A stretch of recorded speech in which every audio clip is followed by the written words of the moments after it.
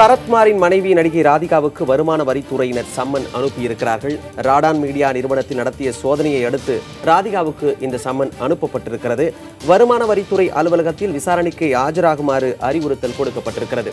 நேற்று ராதிகாவுக்கு சொந்தமான ராடான் நிறுவனத்தில் சோதனை நடைபெற்றது. வருமான வரித்துறையினர் சோதனை நடத்தினார்கள். இன்று அவருக்கு வருமான வரித்துறையினர் சார்பாக சம்மன் கொடுக்கப்பட்டிருக்கிறது.